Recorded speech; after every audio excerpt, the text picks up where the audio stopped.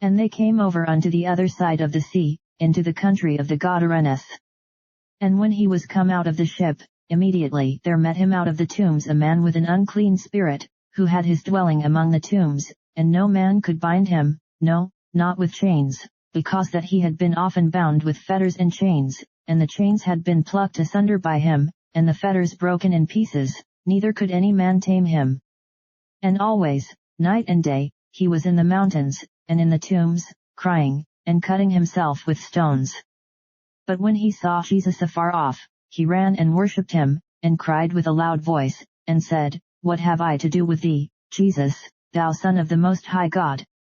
I adjure thee by God, that thou torment me not.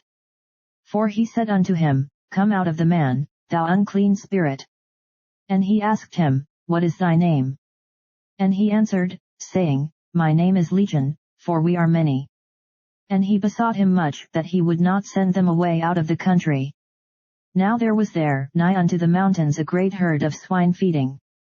And all the devils besought him, saying, Send us into the swine, that we may enter into them.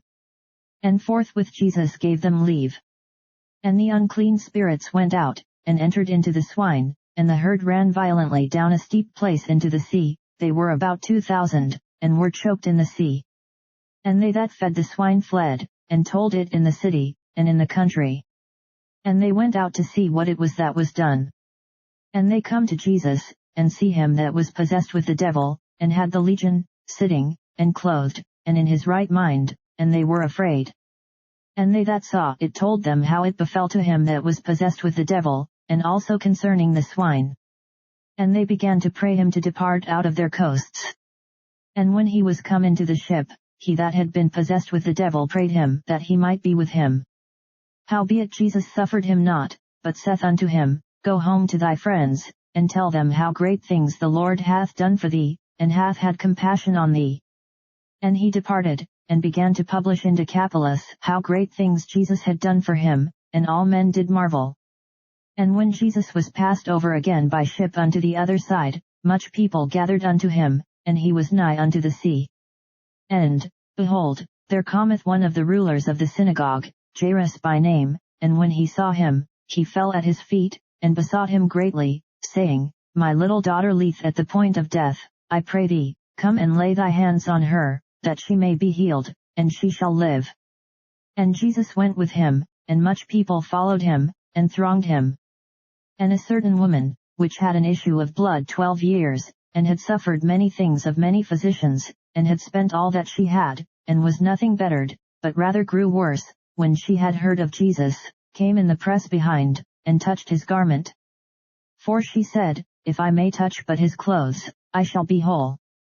And straightway the fountain of her blood was dried up, and she felt in her body that she was healed of that plague. And Jesus, immediately knowing in himself that virtue had gone out of him, turned him about in the press, and said, Who touched my clothes? And his disciples said unto him, Thou seest the multitude thronging thee, and sayest thou, Who touched me?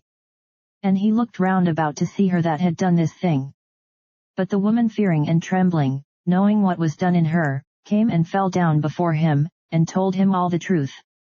And he said unto her, Daughter, thy faith hath made thee whole, go in peace, and be whole of thy plague. While he yet spake, there came from the ruler of the synagogue's house certain which said, Thy daughter is dead, why troublest thou the master any further? As soon as Jesus heard the word that was spoken, he saith unto the ruler of the synagogue, Be not afraid, only believe. And he suffered no man to follow him, save Peter, and James, and John the brother of James. And he cometh to the house of the ruler of the synagogue, and seeth the tumult, and them that wept and wailed greatly. And when he was come in, he saith unto them, Why make ye this ado, and weep? The damsel is not dead, but sleepeth. And they laughed him to scorn. But when he had put them all out, he takes the father and the mother of the damsel, and them that were with him, and entereth in where the damsel was lying. And he took the damsel by the hand, and said unto her, Talitha cumi, which is, being interpreted, Damsel, I say unto thee, arise. And straightway the damsel arose, and walked, for she was of the age of 12 years. And they were astonished with a great astonishment. And he charged them straitly that no man should know it, and commanded that something should be given her to eat.